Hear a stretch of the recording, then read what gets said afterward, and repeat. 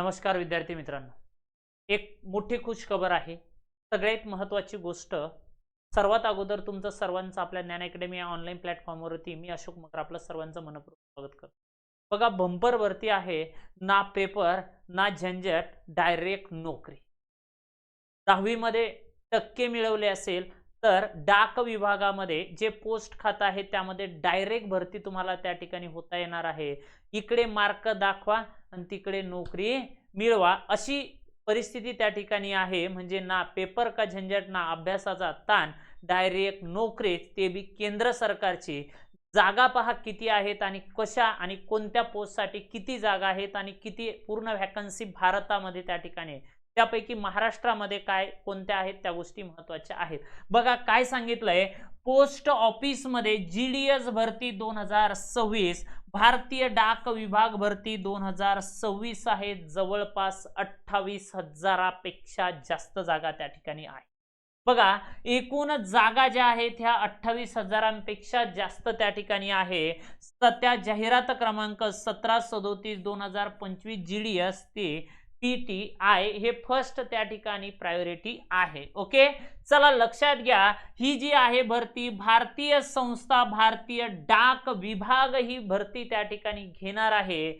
मग या भरतीचा जो प्रकार आहे ग्रामीण डाक सेवक, त्याला आपण जीडीएस असे म्हणत असतो. ग्रामीण डाक सेवक, त्यामध्ये हा अर्ज करण्याची पद्धत जी आहे ती घर बसल्या तुला अर्ज करता येणार आहे, तो ऑनलाईन पद्धतीने. त्यानंतर नोकरी करण्याचं जे ठिकाण आहे तुला संपूर्ण भारतामध्ये इंडियामध्ये तुला नोकरी करता येणार आहे की ना महाराष्ट्रामध्ये, तर संपूर्ण भारतामध्ये तुला नोकरीचं संधी त्या ठिकाणी आहे. तर नंतरचा मुद्दा काय सांगतोय आपल्याला, त्यामध्ये सगळ्यात महत्त्वाचा पदाचा तपशील जो आहे, कोणते कोणते पद त्या ठिकाणी भरल्या जाणार आहे, अचूक माहिती त्या ठिकाणी पाहायची आहे. पहिली गोष्ट म्हणजे जीडीएस, त्याला ब्रांच पोस्ट मास्टर बीपीएम असे म्हणतो, ब्रांच पोस्ट मास्टर. तर दुसरे जे पद आहे ते जीडीएस आहे, असिस्टंट ब्रांच पोस्ट मास्टर.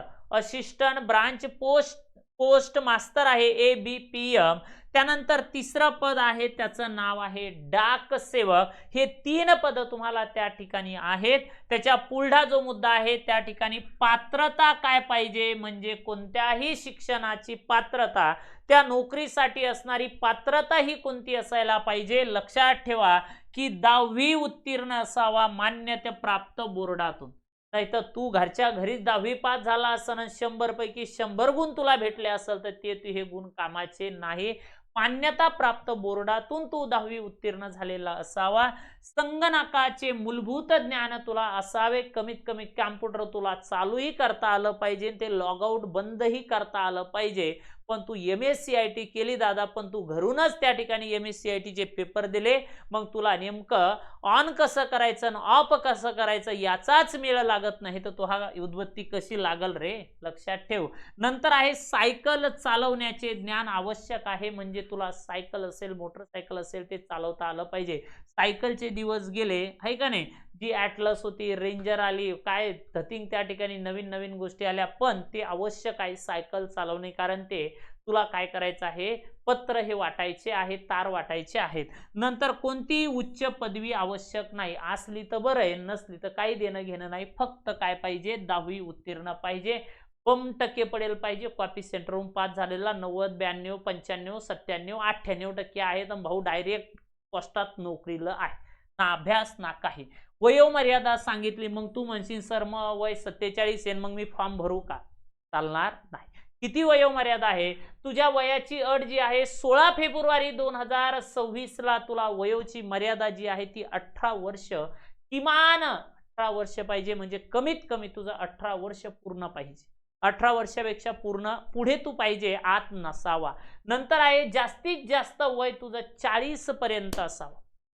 40च्या वर 41 झाला तर ते म्हणणार तू जा घरी, तुझं इथं काम नाही, तू उलट्या फायली धरणार आहे, त्याच्यामुळे तुझं काम नाही. नंतर आहे वयाची सूट कोणाकोणाला आहे ते बघा. SC ST 5 वर्षासाठी सूट आहे. अनुसूचित जाती आणि अनुसूचित जमातीसाठी किती वर्षाची सूट आहे? 5 वर्ष. त्यानंतर OBC इतर मागास प्रवर्ग आपण म्हणतो OBC यासाठी 3 वर्षाची सूट आपल्याला त्या ठिकाणी दिलेली आहे. ही महत्वाचा मुद्दा. इथे 5 वर्षाची सूट आहे तर इथे 3 वर्षाची सूट आहे. हे महत्वाचे मुद्दे लक्षात ठेवा. नंतर आहे अर्जाचा शुल्क जो आहे पैसा पैसा पैसा. हा लय महत्वाचा मुद्दा आहे. बाकी काही असू द्या, पात्रता काही असू द्या, पण पैसा केंद्र सरकारला जास्त पैसा त्या ठिकाणी भरावा लागत नाही. बघा काय आहे ऍप्लिकेशन फी जी आहे ती तुम्हाला रक्कम किती भरायची? जनरल OBC EWS 100 रुपये भरायचे आहे. किती रुपये? 100 रुपयेच आहे. वेळ न घालवता लगेच फॉर्म भरून टाकायचा. सर मला 92% मी भरू का? अरे भर रे. तर मी अरे भर रे. एखाद्या वेळेस काय होतं, काय सांगावं की लिस्ट खाली येईल म्हणून. त्या गोष्टी महत्वाच्या आहेत. नंतर आहे SC ST PWD trans woman महिला यांना फी नाही. फुकट मोफत आहे. फ्री आहे. फ्री. बरोबर आहे. त्याच्यामुळे इथं फीचं झंझट नाही. इकडे बघा जनरल OBC EWS पुरुष असेल तर तुला 100 रुपये भरावे लागतील. पण महिला जर असेल बाळांनो तर महिलांना फीच नाही. ध्यानात ठेवा. शुल्क ऑनलाईन पद्धतीने भरावा लागेल. कसा भरावा लागेल? ऑनलाईन पद्धतीने. DD काढायचं काम ना कशात. डायरेक्ट तुला QR कोड येणार. ऑनलाईन पद्धतीने तुला त्यावरती स्कॅन करून पेमेंट करायचं आहे. त्यानंतर महत्वाचा हा घटक आहे नेमकी जी काय तारीख आहे, सुरुवात कधी झाली आणि शेवट कधी होणार आहे, ह्या गोष्टी आपल्याला महत्वाच्या आहे. कारण आपल्याला त्या ठिकाणी वेळ गेल्याच्या नंतर पस्तावा येतो. मग तशा गोष्टी होता कामा नाही. म्हणजे त्यामुळे शेवटच्या दिवसाची न वाट पाहता आताच लगेच फॉर्म भरून त्या ठिकाणी टाकायचा आहे. पण ऑनलाईन एक वेळ नोंदणी करणे आवश्यक आहे. 31 जानेवारी ते 14 फेब्रुवारी ही त्या ठिकाणची तारीख आहे. 31 जानेवारी पासून याला सुरुवात झाली तर 14 फेब्रुवारी पर्यंत आहे. तुला 14 फेब्रुवारी म्हणल्यावरती ह्या डोक्यात लगेच कांडी टी पेटली असन व्हॅलेंटाईन डे. ह्या बरोबर आहे. सुपीक डोक्यात नापीक विद्या. 14 फेब्रुवारी त्याचा विचार करू नको. नंतर ऑनलाईन अर्ज करण्याची शेवटची तारीख आहे 16 फेब्रुवारी 2026 सायंकाळी 5 वाजेपर्यंत. पण रजिस्ट्रेशन तुला 14 फेब्रुवारी 2026 पर्यंतच करता येणार. नंतर आहे अर्ज संपादन एडिट करण्याची जी तारीख आहे ही 18 ते 19 फेब्रुवारी तुम्हाला आहे. 18 किंवा 19 फेब्रुवारीला तुला एडिट करता येणार आहे. त्याच्यानंतर तुला कोणतीही गोष्ट नाही. लक्षात ठेवा लवकरात लवकर जी काय डाक विभागाची वेबसाईट आहे त्या वेबसाईटला जाऊन तो फॉर्म लवकरात लवकर भरून घ्या. आणि याच्या पुढची जी अपडेट आहे मी लवकरच तुमच्यासाठी घेऊन येणार आहे. तोपर्यंत जय हिंद. व्हिडिओ आवडला तर लाईक शेअर आणि सबस्क्राईब करायला विसरायचं नाही मित्रांनो. तोपर्यंत जय हिंद.